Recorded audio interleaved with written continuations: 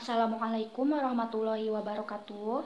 Bagaimana kabar semuanya? Semoga kita senantiasa diberikan nikmat sehat, nikmat iman, nikmat Islam, dan selalu bersyukur kepada Allah Subhanahu wa Ta'ala. Perkenalkan, nama saya Fadlia Putri Karida, mahasiswa semester 4 dari kelas SD 18A3 dari Prodi Pendidikan Guru Sekolah Dasar, Fakultas Keguruan Ilmu Pendidikan, Universitas Muhammadiyah Cirebon. Di sini saya akan menyampaikan salah satu hadis tentang pendidikan untuk memenuhi salah satu tugas dari mata kuliah Al-Islam Studi Al-Hadis. Hadis tersebut yaitu Bismillahirrahmanirrahim. Ta'allamu minal ilmi ma syi'tum fawallahi la tu'ti jaza'am bijam'il ilmi hatta ta'allamu. Hadis riwayat Abu Hasan. Yang artinya, belajarlah kalian semua atas ilmu yang kalian inginkan, maka demi Allah tidak akan diberikan pahala kalian sebab mengumpulkan ilmu sehingga kamu mengamalkannya. Hadis riwayat Abu Hasan. Baiklah, di sini saya akan menjelaskan makna dari hadis tersebut. Hadis tersebut mengajak kita untuk menjadi orang yang berilmu, atau orang yang mencari ilmu, atau pendengar ilmu, atau pencinta ilmu, dan mengajak kita untuk mampu mengamalkan ilmu yang kita miliki untuk orang lain. Dalam hadis tersebut juga bermakna agar kita senantiasa menuntut ilmu berdasarkan ilmu yang kita sukai dan kita inginkan, sehingga jika kita mempelajari suatu ilmu berdasarkan keinginan sendiri, akan timbul rasa ingin tahu yang lebih dan belajar pun terasa tanpa paksaan sedikit pun. Bayangkan, ketika kita mempelajari hal yang tidak kita sukai, pasti akan timbul kejenuhan dan tidak bersemangat untuk menuntut ilmu.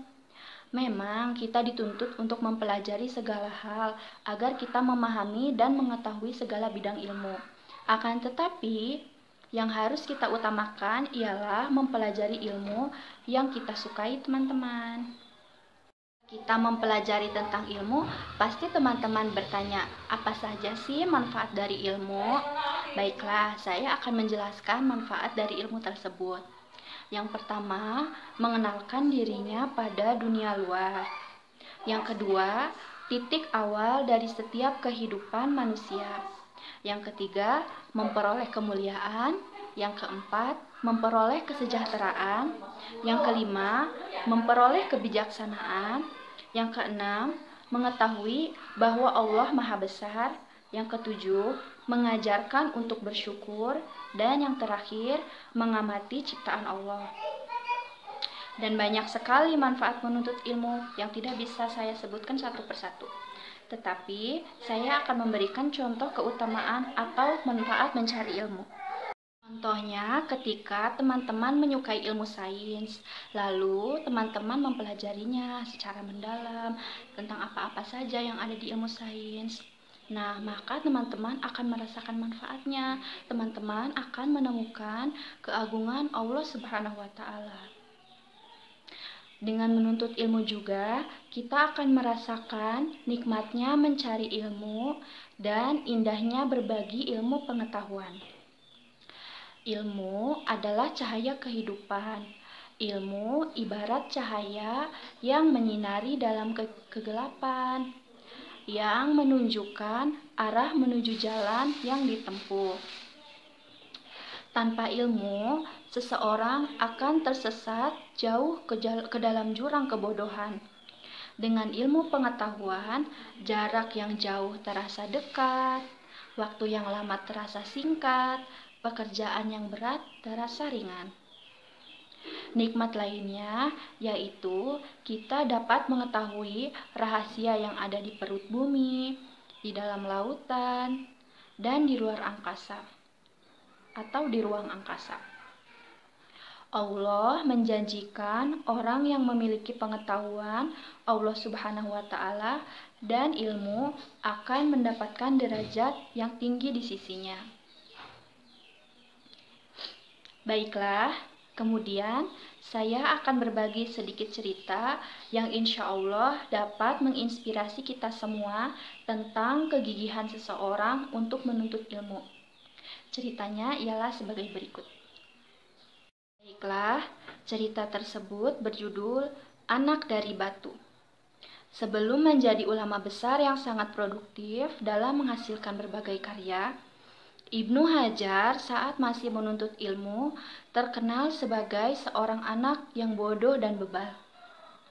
Ia pernah merasa putus asa dan lari dari tempat ia belajar karena merasa sangat tidak paham dengan ilmu yang diberikan guru kepadanya. Semakin ia diberi penjelasan, maka semakin ia tidak mengerti apa maksudnya. Waktunya lebih banyak untuk menyendiri dan merenung di pinggir sungai. Pada saat merenung, mendadak ia tersentak oleh tetesan air pada batu yang didudukinya itu. Ternyata pada satu sisi batu di mana air tersebut menetes, terlihat ada lubang di sana. Dari situ kemudian tumbuh lagi semangatnya untuk belajar. Karena ia berkeyakinan, jika batu saja dapat berlubang oleh tetesan air, tentu hati manusia yang lunak akan tertembus oleh siraman ilmu pengetahuan. Akhirnya, sejarah mencatat Ibnu Hajar al-Asqalani sebagai ulama yang hebat dan terkenal dengan keluas ilmunya. Nama Ibnu Hajar sendiri secara bahasa artinya anak batu, karena erat kaitannya dengan legenda yang menyatakan bahwa gemilangnya dalam ilmu pengetahuan berawal dari terinspirasinya ia oleh sebuah batu yang berlubang oleh tetesan air. Demikian, semoga kita dapat mengambil hikmah dari cerita tersebut. Dalam menuntut ilmu, kita juga perlu memerhatikan adab-adab apa saja yang harus kita lakukan dalam menuntut ilmu. Di sini saya juga akan menjelaskan adab-adab apa sih yang perlu kita lakukan dalam menuntut ilmu. Pertama, mengikhlaskan niat dalam menuntut ilmu. Dalam menuntut ilmu, kita harus ikhlas karena Allah Subhanahu wa Ta'ala, dan seseorang tidak akan mendapat ilmu yang bermanfaat jika ia tidak ikhlas karena Allah Subhanahu wa Ta'ala. Yang kedua, rajin berdoa kepada Allah Subhanahu wa Ta'ala, memohon ilmu yang bermanfaat. Yang ketiga, bersungguh-sungguh dalam belajar dan selalu merasa haus ilmu.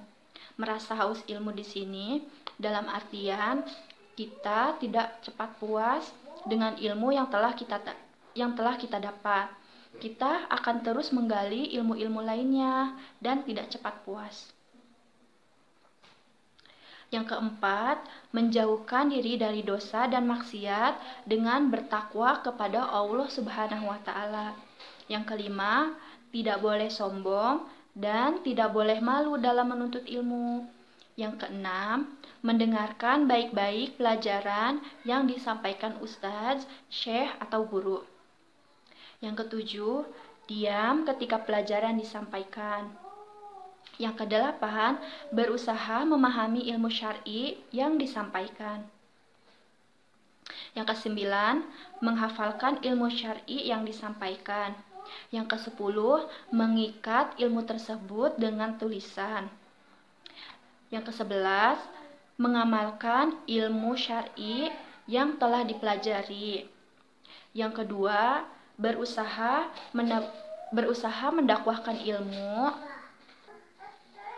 dengan syarat akidah yang benar, manhajnya benar, dan beramal yang benar.